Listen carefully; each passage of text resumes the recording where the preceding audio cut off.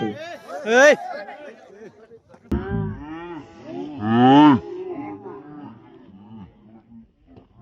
ખતરિયા ઉપર બાપુ આવ્યા છે એટલે બાપુ હાફદાર રહેજો. આ તો કેસ કબાડા વાળી પાર્ટી છે. કેસ કબાડા વાળી પાર્ટી છે એટલે મારી નમ્ર વિનંતી છે કે આમાં અને આ બધા જમાદારો ઉભા છે. કાલ ઉપરથી કોકનો ફોન આવશે કે અમને ઉપરથી છે ભાઈ, પણ મને એક ઈ નથી સમજાતું.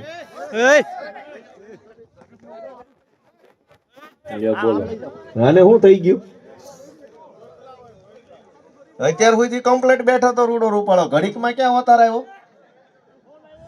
આમ થાય જુઓ, હજુ તું બોલી રહ્યો છું, તૈયાર રહેજો ત્યાં કરી ફોન. આજે જૂનાગઢ જિલ્લાના માળિયા હાટીના તાલુકામાં આમ આદમી પાર્ટી દ્વારા એક વિશાળ જનસભા કાર્યક્રમનું આયોજન કર્યું હતું.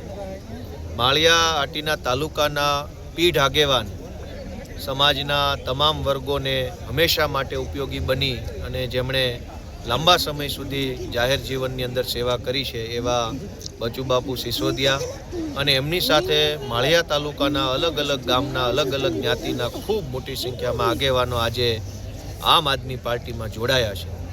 આવા પીઢ વ્યક્તિએ આમ આદમી પાર્ટીમાં જોડાવાથી આમ આદમી પાર્ટીનું અને આ વિસ્તારનું ખૂબ સારું આવનારા દિવસોમાં થવાનું છે. ત્યારે હું નવા જોડાનાર સૌ લોકોનો આભાર વ્યક્ત કરું છું અને સ્વાગત કરું છું.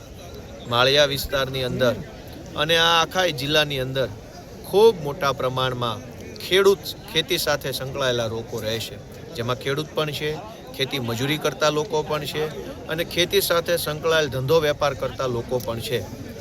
આમ ખેતી સાથે સંકળાયેલ વિશાળ વિસ્તાર હોવા છતાંય આ પંથકની અંદર આજ દિન સુધીમાં ખેડૂતોને ફાયદો થાય, ખેતી મજૂરી કરતા લોકોનું જીવન ધોરણ ઊંચું આવે એવો કોઈ પ્રયત્ન સરકાર દ્વારા થયો નથી. ત્યારે સમાજના તમામ વર્ગોએ બચુબાપુના નેતૃત્વમાં આમ આદમી પાર્ટી સાથે જોડાવાનો જે નિર્ણય કર્યો છે એ ઉત્તમ છે.